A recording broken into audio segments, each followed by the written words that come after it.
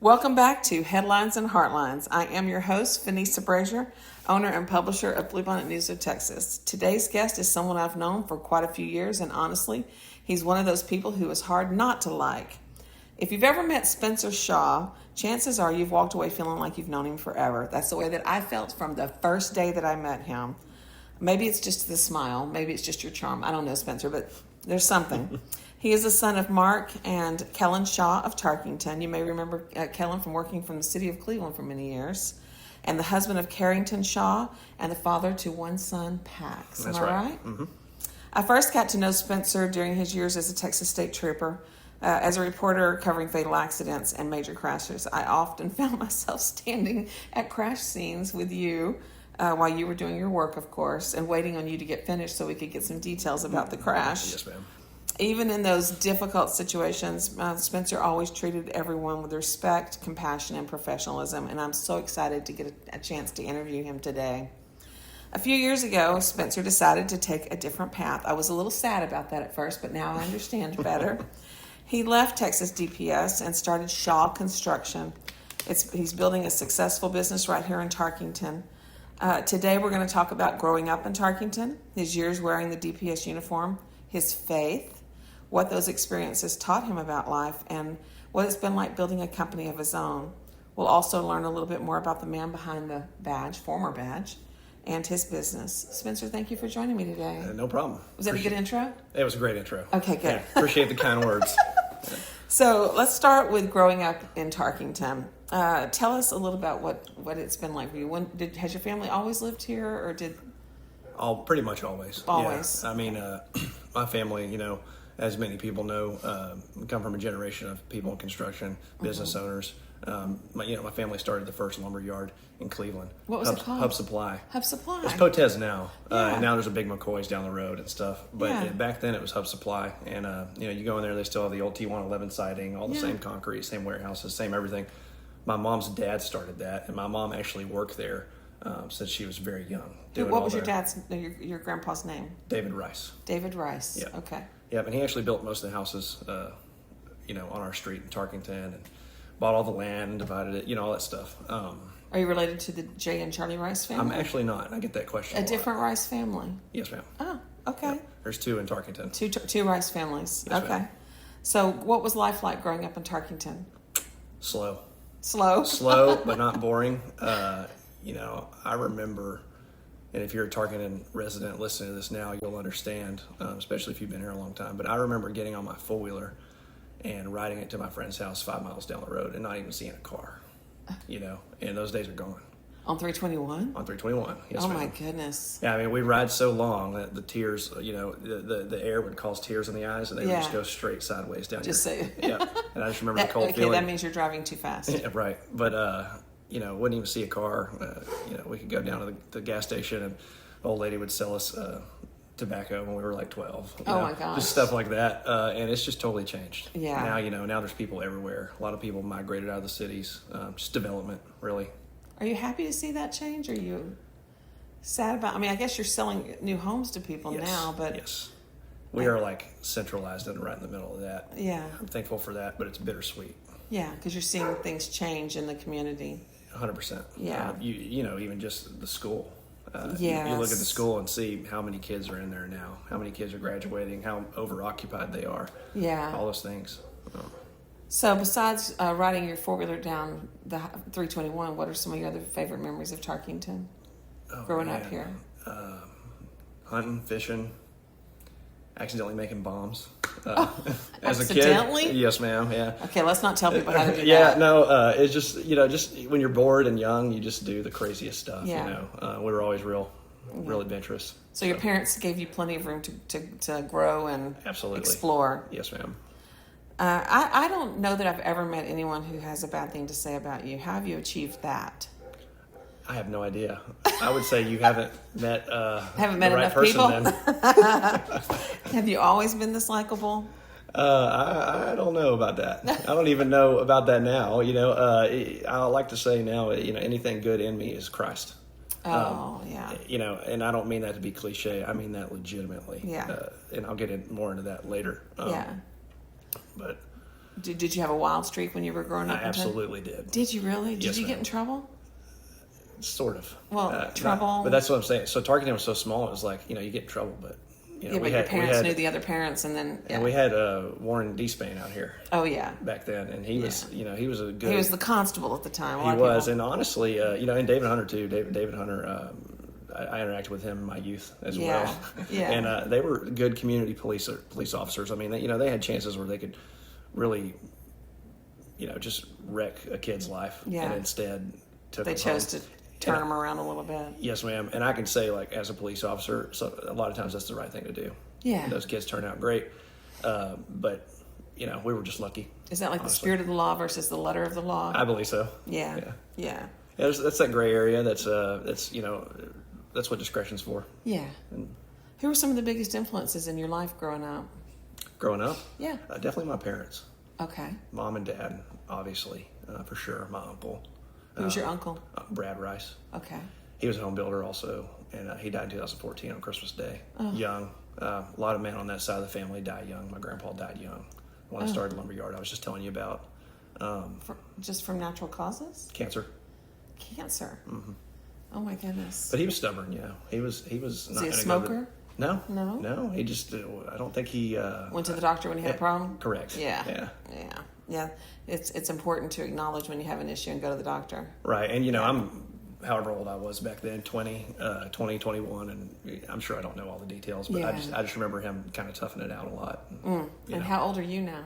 I am 36. 36. Mm-hmm. Okay, you're still a young guy. Yes, ma'am. Yes. So, what values did your parents and your community instill in you that still guide your life today? I'd say definitely hard work and doing something right the first time. Okay. My dad used to always say, hurry hurts, and pay attention to detail. And my dad's the kind of guy where, me and my friends would sneak to the land and we'd unlock the gate. Mm-hmm. We'd go do whatever stupid stuff we were up to. Mm-hmm. And we'd lock the gate back thinking we covered our tracks. But you didn't. But my dad noticed the lock was rotated, an extra 7 degrees to the left. And he, oh my gosh. This is him driving by from work, just kind of glancing at the gate. He paid attention to everything. And that really stuck with me, especially now. Is he still like that now? Yes. Yeah, but you could say there's a little more trust now in my age. Yeah, he's a lot more relaxed. Well, but you had to watch out for us back then. He may be helpful when Pax gets a little bit older to keep an eye on him. Absolutely. Yeah, because Pax is only 3 or 4, or he's about to be 3 in December. 3. Okay. So when you were in high school, what did you think that your future looked like? I guess you graduated from Tarkington. I did. Okay. Yeah, so I kind of had I was still pretty reckless in high school. Graduated, went to college, was just kind of drifting around. Where'd you go to college? I went to Lone Star, then I went to Blinn in College Station. Yeah. And there was a few term events in my life. Nothing big, nothing crazy, nothing, really even worth noting. Just kind of coming to the end of myself when I'm about 20 and just saying, what am I really going to do with my life? And best I remember was, this is 17, 18 years ago, so I'm really having to reach far back here. But best I remember. Wait till you're 60 and you're having to reach back. Difficult. So I read a book called The Lone Survivor by Marcus Luttrell. Oh yeah. And I was just enamored by these men, these Navy SEALs. And I was sitting on the couch playing Xbox in my apartment in College Station, and I said, you know what? I'm going to be a SEAL. And I got off the couch and I started training. And I trained for 2 years, quit my job, moved back in with my parents, ran all the roads in Tarkington. We had 8.5 mile loops, 12 mile loops. You were getting physically fit. Absolutely. Yeah. Joined the Navy, got into BUDS, went through that. Got into BUDS? Yes, ma'am, SEAL training. Yeah. And ended up fracturing my femur. So that ended in... It did, and then I actually convinced, it was the first thing in my life I ever wanted, and I convinced them to let me stay because I wasn't going to ring the bell. I was going to literally die before I quit, and but that's the mentality you have to have. Yeah. And then I tore my own rotator cuff in the gym, while I was waiting to be recycled to another class. So like, okay, this is done. I had to throw in the towel. Yeah. Was that hard, letting go of that dream? It was extremely hard. It was the first real mountain I reached in my life. It was hard. Yeah. Because that's all I ever wanted. And I remember, the day I got dropped because I couldn't, walk anymore. No. Everybody in my boat crew came in my room and they were like, "What are you going to do, man? Because we know you wanted this so bad. What are you going to do?" And, you can't help it when your body fails. Correct. Yeah. And I was very light back then, but I Yeah. could run and swim. But Yeah. eventually, Yeah. long, skinny bones, Yeah. stress fracture. You run about 45 miles a week there. And Yeah. anyways, that's what happened. Yeah. And ended up persevering through that, and ended up meeting a guy named Chase Hughes who kind of picked me up, dusted me off, and became a mentor to me at that point in my life. And who was Chase Hughes? Chase Hughes is he's a behavioral profiler now. Okay. He Who does he retired work from. for? He works for himself, but he does a lot of work for the intelligence community. Okay. And, How'd you meet him? He was actually a recruiter in Cleveland. Oh, okay. Yeah, and we're kind of jumping around here like crazy. But after the military, I went to college. Then I became a defense contractor for what's now the Department of War, and did a few deployments. And me and Chase worked in similar places like Guantanamo Bay, for example. What'd you have to do in these different defense contracts? Oh, just security and type thing? correct. Okay. Yeah, all force right. protection, stuff like that. And Chase ended up guiding me through a lot of that. Yeah. So how many years did you end up being able to put into this service before you had to get out? And the Navy? Yeah. Oh, it was 1 year. Oh man, it was 1 year. Yes. And so you most didn't of, even get retirement or anything from that? absolutely not. Oh, No, gosh. that was it was hard and fast. I bet that was devastating. Yeah, I think I was in the whole program for 17 weeks. Oh gosh. But you tear it down fast, Yeah. So It's hard. And very no hard. woman's ever survived it. no, man, they don't allow women to go through that training. No. I don't know if they physically could. I don't think that I've they seen some could. women though that might. That might be able to. Yeah. But there were women in the Navy diver program when I was there, and they were pretty impressive. Well, when you were in high school? Is that what what was your dream for your future? None. None. None. So it wasn't until later that you found the dream. Yes, you could just ask anybody. Yeah. I was just living for the moment. Just in high school, just enjoying life. every single day, just whatever the day brought. I have a grandson that's at that stage right now. So at what point did you decide to do state trooper work? So that's kind of going to connect to Chase and the I can't find my words right now. The defense contracting. Okay. So after the military, and after college, and after I actually did a real deployment, I was starting to realize there was more to all this than just being a Navy SEAL or being this or being that. Yeah. And I met a few people, and I really wanted it, and I've never told anybody this public ever, but it doesn't matter now. Yeah. So I wanted to work for the CIA. Okay. Learned a second language. It's mandatory you speak a second language. What's the second language? Spanish. Okay. Yeah, learned Spanish, and I, finished that out while I was living in Japan, learning Spanish. Crazy. While you're living in Japan? Yes, ma'am. Lined up all the stars, really worked my butt off to do that job. I get home which will be my third and last deployment, and my niece was like, this sounds kind of cheesy, but my niece, who was the only real child in my life at the time, was scared of me. Oh. Because, she'd hide from me on FaceTime and stuff. And Why though? Because she just didn't Because see I just been you? gone. Yeah. Yeah, and it literally broke me in half. Because you look like a stranger to her. Correct. Oh. Yeah. And, it wasn't like super fear, but it was like enough like, man, if I'd have been here for the past year, like who knows the memories we could have had. Right. And I was like, I'm done with all this travel. And how old was she then? Oh, gosh. 3? And what's her name? Blake. Blake. It's your sister's child or your brother's child or? Sister. Sister. What's your sister's name? Jamie. Jamie. Yeah. Is that your only sibling? It is. Okay. Yeah. What's Jamie's last name? Shaw. Shaw. Okay. Yeah. All right. And so Jamie's child was afraid of you because she only saw you in like FaceTime and didn't know who you were. Yeah. So that was brief, right? It didn't last Yeah, very long, but yeah. still, it made me really think. And I was, and then I had a buddy down in Cleveland named Yeah. Jack, Trinity Armory. I'm sure, Yeah, no, all the Jack. way- We hunt. Right. Yeah. And Jack's like, hey, why don't you go talk to this guy? And it was Lieutenant Jeff Shipley of the Highway Patrol.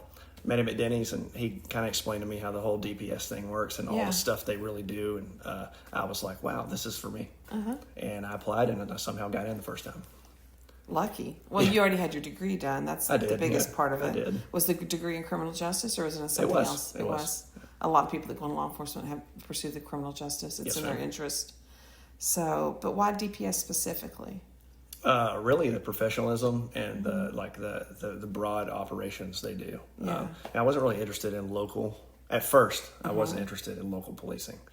I didn't really realize what being a cop was all about back then. I was literally just doing it to Yeah. stay home. Be like, oh, this sounds fun. They have a SWAT team. They have this boat unit on the border. I can go do, Yeah. get my adrenaline that way. Yeah. Still young, you know. Yeah. I think I was 26 at the time. Yeah. And, Oh, to be young and dumb. and they, they're just well funded. Yeah. And they're a paramilitary organization. Yeah. So much more than I ever realized. I mean, when I went to the academy on my birthday. Yeah. And I had to hold my driver's license above my head for 6 hours while some guy was yelling at me. And I remember thinking, like, what is this? What did I sign up for? I don't want to go through this ever again. Yeah. This has got to stop. And it didn't stop. For 24 weeks, it didn't stop in the academy. And it's brutal. So brutal. And it was like, it was interesting because we have all 4 branches in our class, in our DPS class, and we all agreed unanimously, this is worse than the military. But it's hard getting in because they want to make sure that the people that are committed. Yes. And there is a respect that goes along with being a DPS trooper, and that's earned. Absolutely there is. So, I have a lot of friends that are DPS troopers. Yes, ma'am. You and me both. Yeah. Rob is one of them. Rob Willoughby and Cohen, and right. I love a lot of them. So there are a lot of great guys. Yeah, absolutely phenomenal people. Every single one of them. Nathaniel Godfrey. Yeah. One of my favorites. Yes. Yeah. I love Rob, though, the most, I think. Yeah, he knows that. He's good people. I've interviewed him before. Best boss I've ever had, hands down. So good. He's so good. He always takes my calls, even if he's at the border or wherever he is. He takes my calls because he knows I'm not calling him about nonsense. It's usually something important. Yes, ma'am.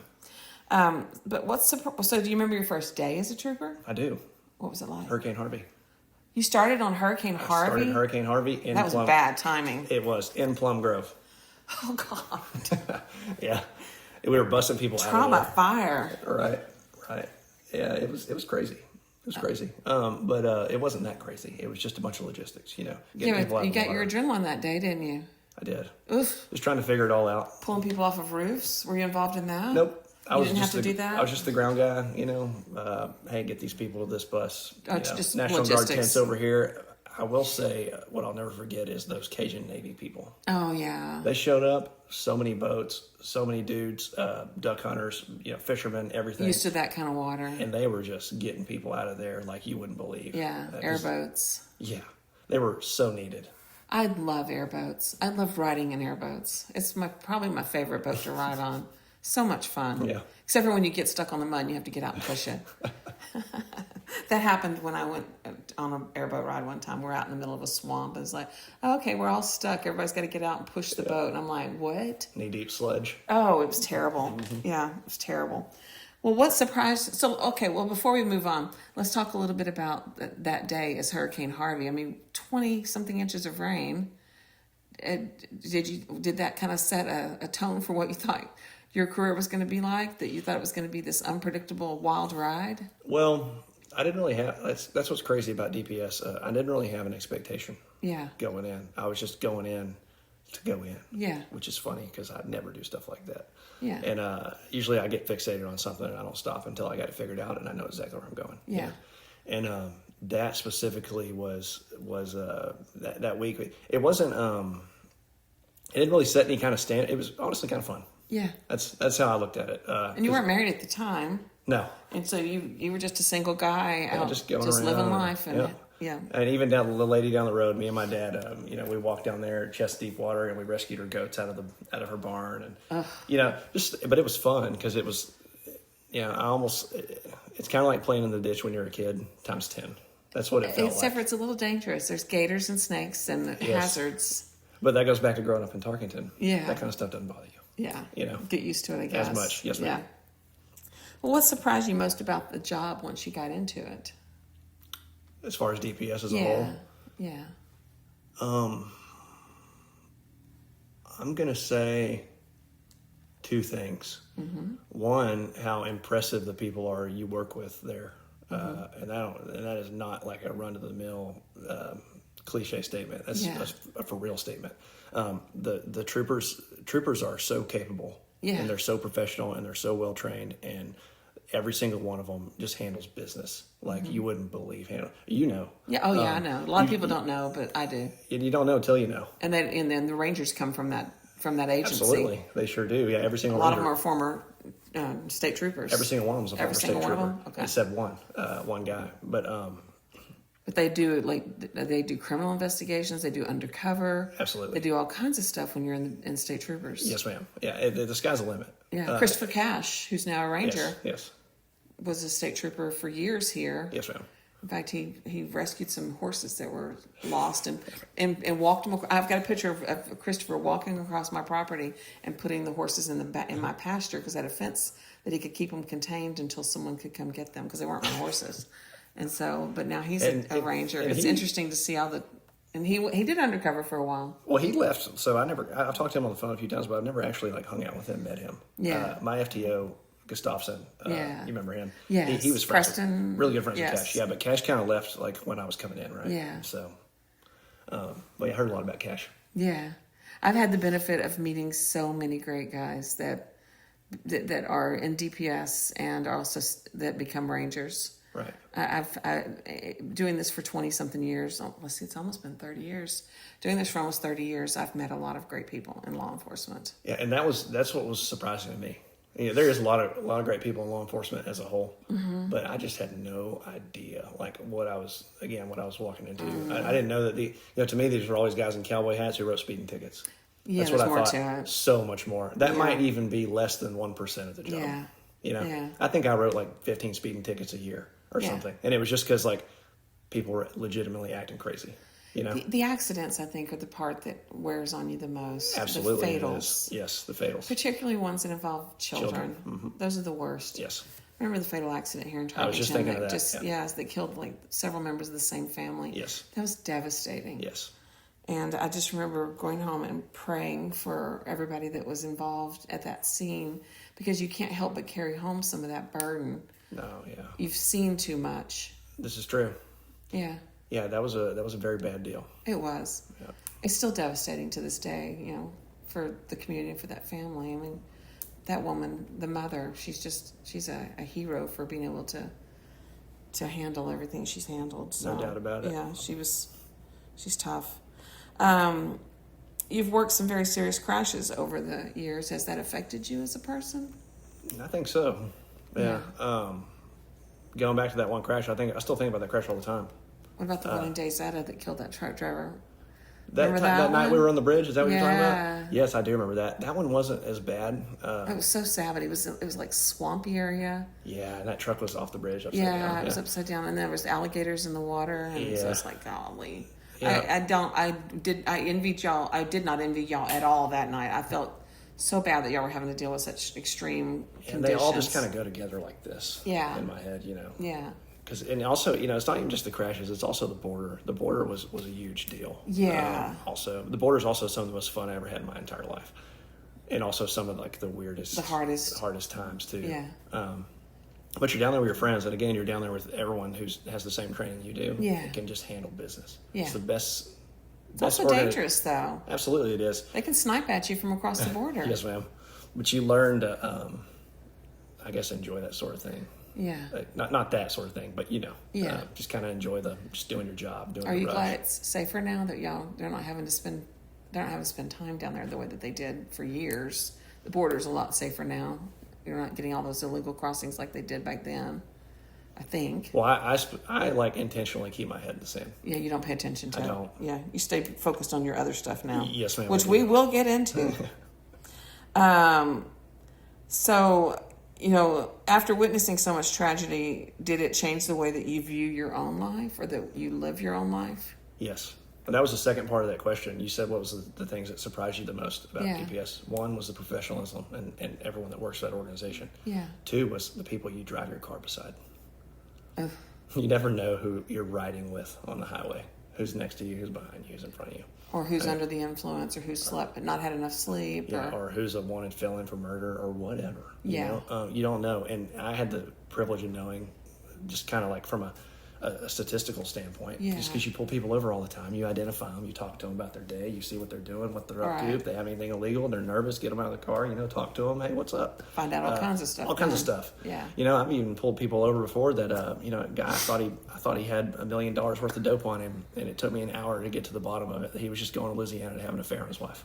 Oh, no. But people hide stuff. I bet he regretted that decision. Yeah, no, but it's just finally he just came out and told. But it's just stuff like Yeah. that. You just don't know what people are up to. Yeah. And then going back to all the drugs and money you find on the highway, just crazy stuff. The devil's having a field day. Yeah, I could go on all day with Yeah. just stories you wouldn't even believe. Yeah. But that's the second part, and that's what I'm saying to lead into this question is affect me my view, most definitely. Okay. I'm a lot stricter on, and I don't want to sound like weird here, but when I'm pumping gas or just my surroundings. You're more aware. Yes. Yeah. Because you just don't know. I try to be very aware of that too. Right. Head on a swivel all the time. Yes. You can call it hypervigilance, whatever you want to call it. I don't leave my phone sitting in the seat and leave my car unlocked when I'm going on the other side of my car to fill gas. I just know that things happen. Yeah, not in like a tactical kind of way, like a John smart. Wick cool way, but just smart. Yes. Yes. So, besides those two accidents, has there been other particular calls that have stayed with you all these years? I would say one very specifically. Mm-hmm. It was the triple homicide. Oh gosh. Two actually. Well, I'm probably gonna get to 10 if I keep thinking about it. Yeah. It was the last guy's name was Bass. You remember this? Yeah. Yeah. So, me and Daniel get there. He was my ship partner. We're like brothers back then. Yeah. And we were just talking about energy drinks before we started this. Me and him, we would go get energy drinks and just drink them and just go to work. Working night shift. Mm-hmm. And we hear a call come out on the city. Hey, guy's claiming he got in a gunfight. And there's 3 guys dead. Mm-hmm. And you probably remember this vividly if you were there. And we're like, okay, let's go help the city out. We're not doing the one that started at the plumbing supply. Is that the one you're talking about? No, Oh, that's a different one. That was a triple homicide too, though. Crazy day. Okay. Yes. So that's when Whitten got killed. Yeah. Yeah. By the Richard Whitten, Deputy Whitten. Yeah. Ex-Russian. So you're talking about Bass. Refresh my memory on that. So he invited these guys over that stole from him. Oh, okay. And this case has been closed. I remember that. And he murdered them. Yeah. And I walk into the shop like, okay, yeah, there's dead people, sure. I covered that trial. Did you? I did. Yeah. So and we walk in there, and sure enough, there's just 3 guys executed. But the scene was all staged. I think he had claimed it was self-defense. Right. Yeah. But it was not. It was not. Mm-mm. Absolutely was not. No. It was 100% staged murder. Yeah. And it was just kind of a weird thing going on there. Yeah. And well, he was found guilty. Absolutely. And it was kind of a weird, I don't remember what his kind of sentence he got, but he was found guilty. It seemed kind of like one of those prepper compound things. Yeah. There was tripwire everywhere, and there wasn't any bombs or anything. Okay, I live in a family compound, but we're not into all that. Yeah, but he had tripwire strung, and I remember me and he were looking at it and being like, what is that? But then it wasn't tied to anything. Oh. So it's like he was trying to, I don't know. Just intimidate, maybe? Yeah, and that's just conjecture, Yeah, that's just my old memory, Yeah. So looking back, what are you most proud of from your time as a law enforcement officer? Probably just positively impacting people Yeah. that weren't expecting to have some grace, honestly. Yeah. That was the best part of the job. Yeah. Because, you get pulled over by a state trooper and you don't have a driver's license, you don't have insurance, but you might be just having a hard time. And I remember one stop specifically where, you don't write all the tickets. It's not always writing all the tickets. It's not always just throwing the book at some people. Cause sometimes just making contact. Making a contact and saying, hey, here's the thing. You're way out of line here. You need to get this stuff taken care of. But if I write you these tickets, it's not going to put you any closer to getting your kids in a car seat. That kind of thing. Just helping people would be the best times. And again, the times with the brothers, the times with the other troopers, that camaraderie, that was really tight. Well, let's talk about making the leap into Shaw Construction. Mm-hmm. I started a business. I started Bluebonnet News in 2018, and it can be very scary when you're taking a leap like that.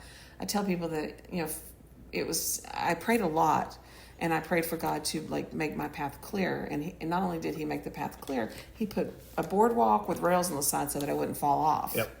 But faith is like stepping out on the staircase when you can't see the stairs. Right.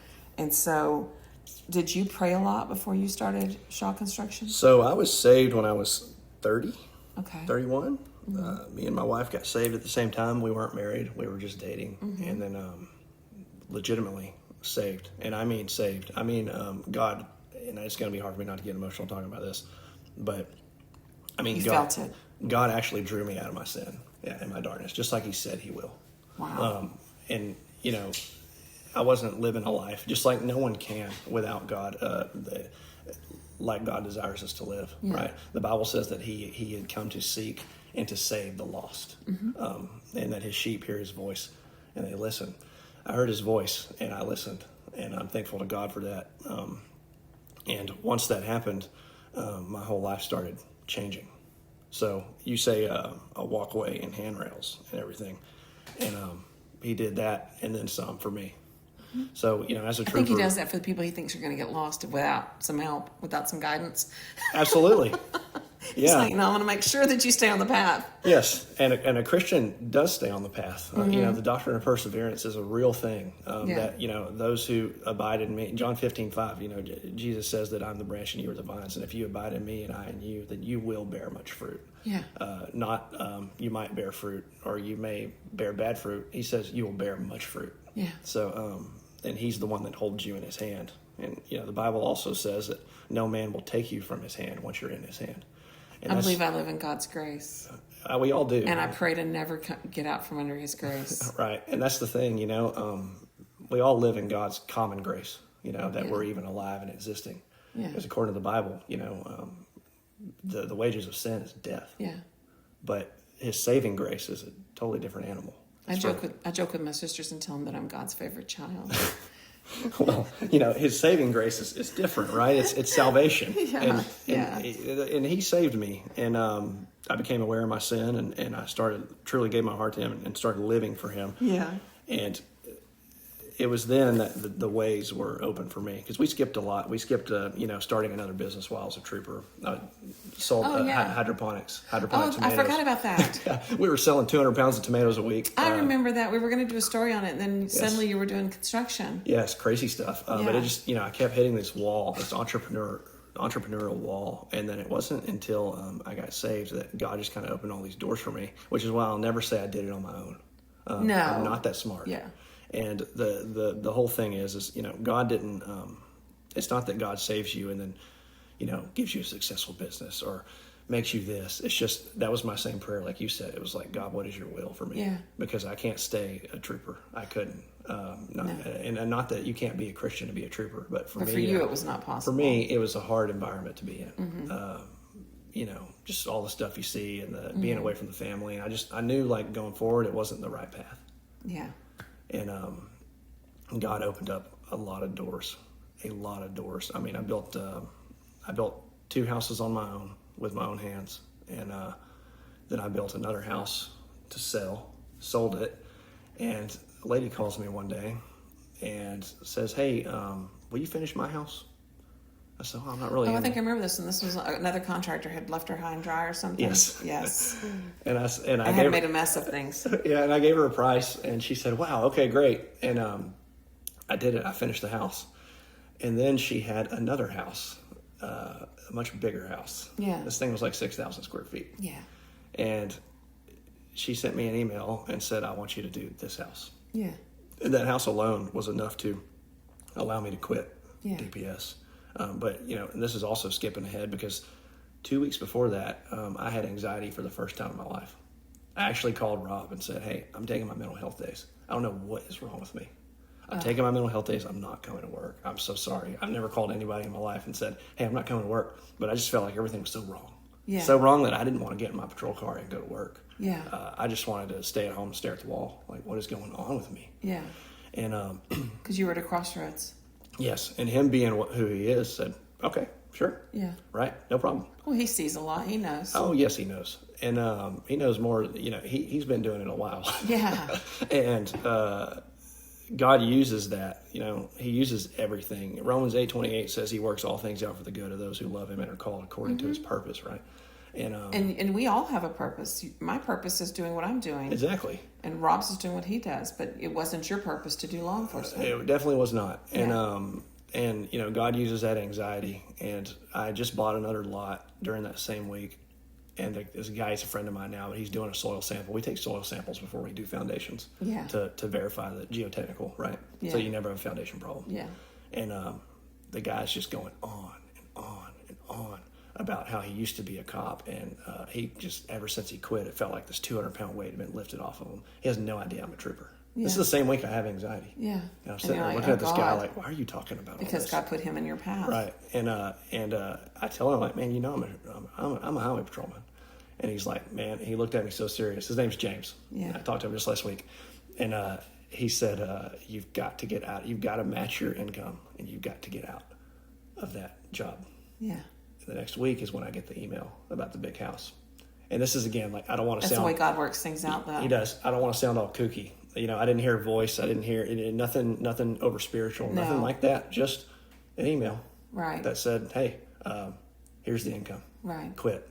And talking about my wife, you know, being a Christian, she you know, was at a point in her life where she'll tell you, she'll be the first to tell you this, so I'll just speak for her. She's not here, you know. But she back then she would have been like, are you sure you want to do this? Like, let's really talk about it. You know, let's hang on. Let's think about it. Yeah. And she didn't. She just had a peace over her about it. She's like, no, I'm not going to give Spencer a hard time about this. I trust him. He's a leader of our house.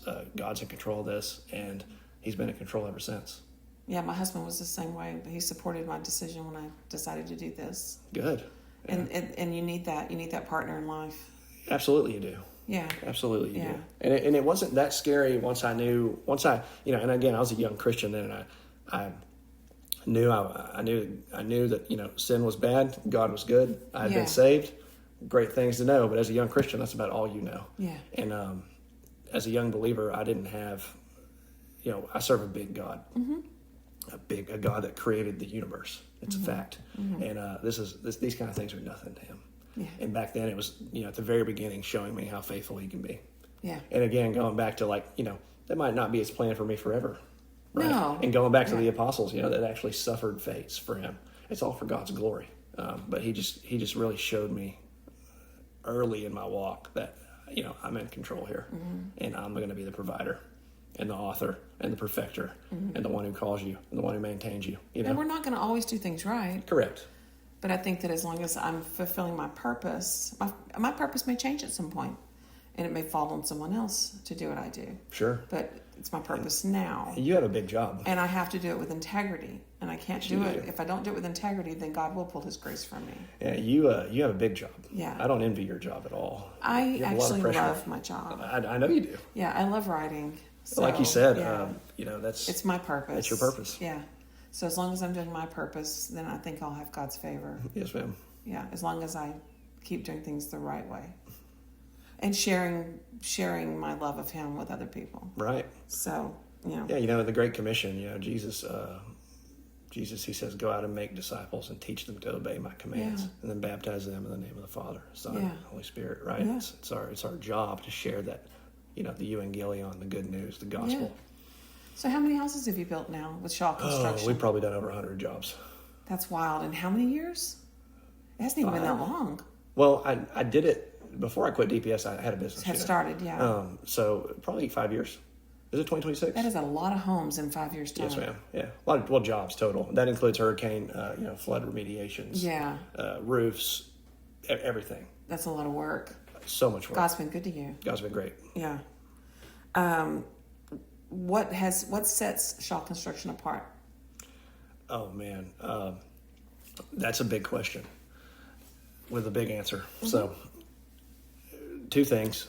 First is definitely our product. Yeah. You can talk to anyone. You can walk in any house we've ever built, and people. And I'm so thankful for this because I'm the world's worst salesman when I'm talking to people. We don't have a sales tactic. You know, the only thing we have is our product. So you just show them your work. Just show them your work, and the product sells itself. And, you know, one of my favorite things to do when someone calls me and says, hey, we're interested in using you, is to immediately give them 10 phone numbers of people we worked with before and say, please talk to our customers. Please go see our customer's house. Our customers, most of them will open the doors for you to let you come in to their, and they see don't the even house. know you. Yeah. You know, but we have a 5 out of 5 stars every single job we've ever done. Really? Not one person has walked away. That's hard to make everybody happy, but you have. And you don't see that. No. You know, and when I first got into this business, I was asking, you know, I kept talking to people and hearing things, and it was, you know, yeah, we got our house built, but my builder, blah, blah, blah, blah. Yeah. It's never, hey, my builder was great. He did everything he said he was going to. I knew everything I was going to get going into it, and he finished in 6 months on time. Yeah. It never happens. And this is like a 10 out of 10. You ask 10 people, like, you're going to get, and even 5 out of those 10 is going to get some extra comments in about the builder. Mm-hmm. And I was thinking, like, man, I can do this better. I can optimize this. And my attention to detail and, coming from the family that I came from, already knowing my way around all of this. Because you mentioned earlier to me before we started that you have a background with cabinetry, cabinet building? Everything. Yeah. Yes, ma'am. My uncle owned a cabinet shop. Yeah. And that's very much a detail-oriented process. Oh, it absolutely is. But, and he was also a builder. Yeah.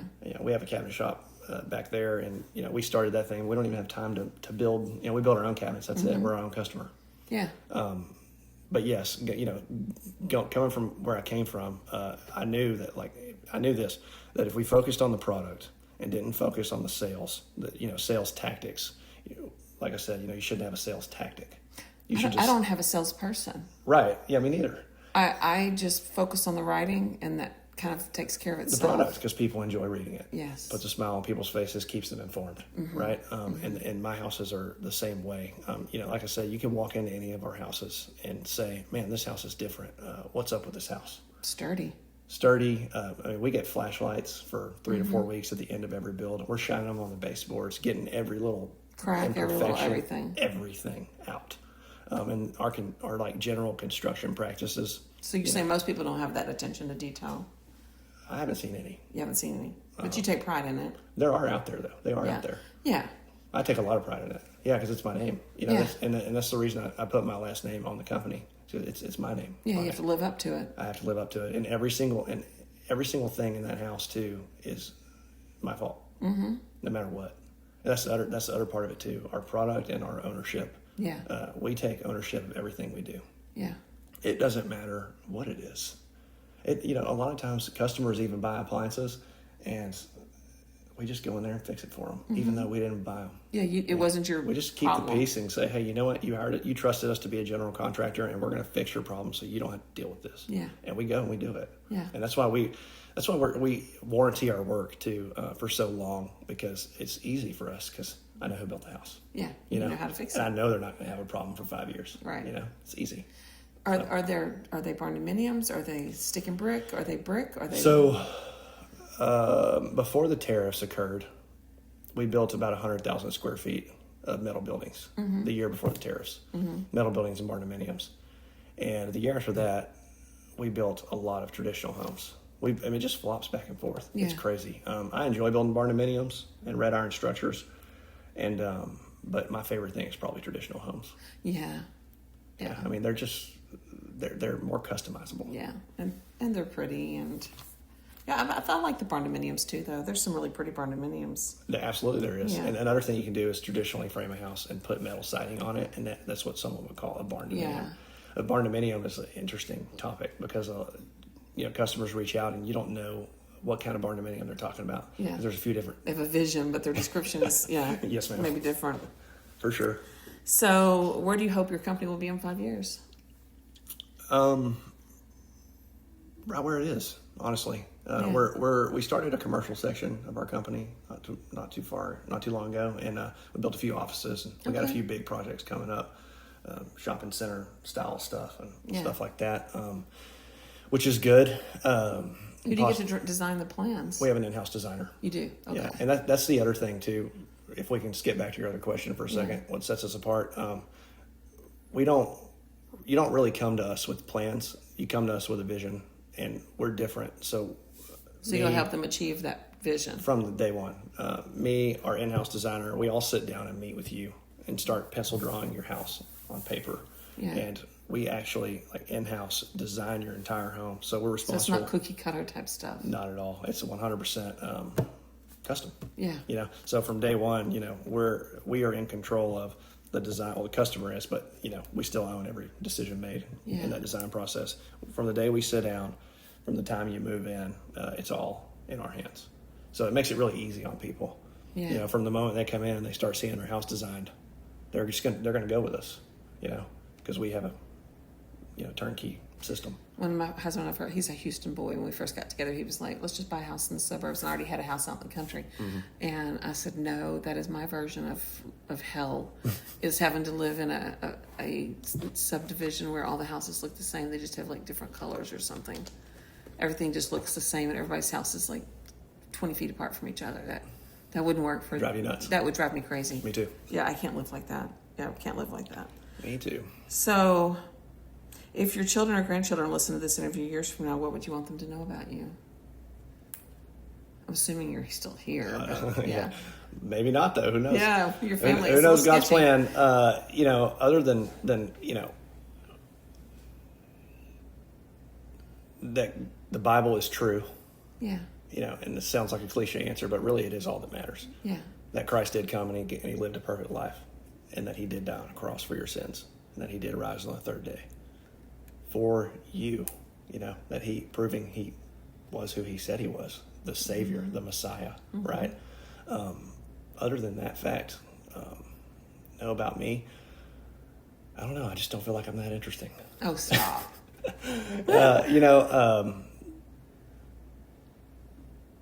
I guess if I looked at it from an advice standpoint, it's just to never be a wishful thinker. Oh, okay. And that's what I would say. That's what I see. Wishful thinking doesn't accomplish anything. Zero. And I see young entrepreneurs, young police officers, young anything, fall victim to wishful thinking a lot. And that's, hard work. It requires hard work. It does. I worked all day yesterday. I mean, I had lunch and stuff with my husband and everything, but I worked all day yesterday because I had so much to get done.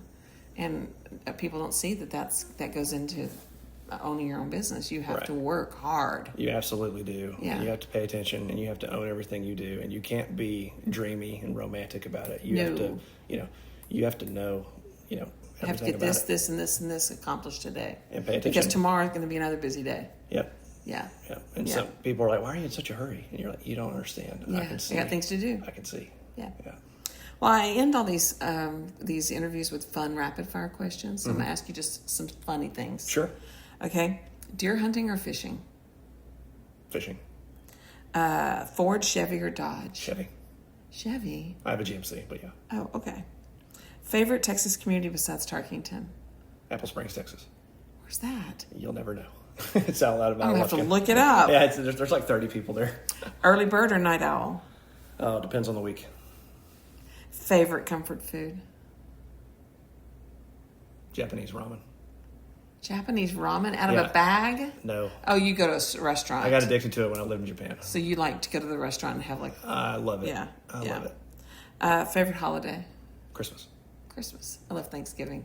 Yeah. Christmas. You don't have any expectations. True. You just show up and Thanksgiving's good everybody too. I don't really know. time. I don't really know how to answer that, honestly. Thanksgiving's great. Easter's great. Favorite TV show you're currently watching? I don't watch TV. I understand that. We did watch House of the Dragon last night. House of the Dragon? Mm-hmm. Okay. What's always in your truck? Tape measure. A tape measure. That's good. And a gun. Most used app on your phone? Most used app on my phone. It's the Bluebonnet News.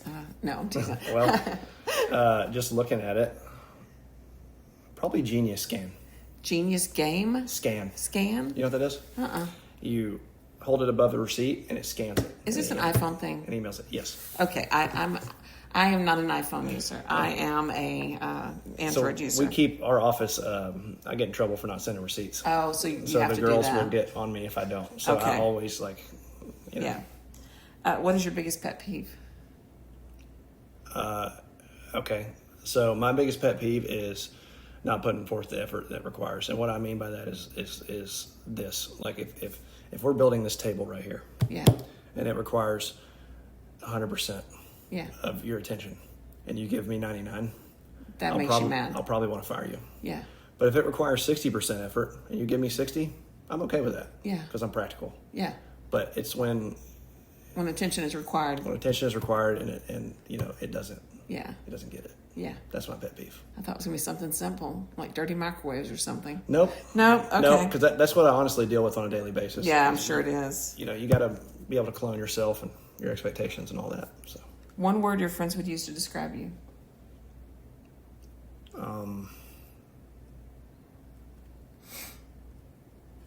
Driven. Okay. One thing that's on your bucket list. Live in Spain for 6 weeks. Oh, well, that's achievable. Absolutely. Yeah. Just got to sell some more houses. Yeah.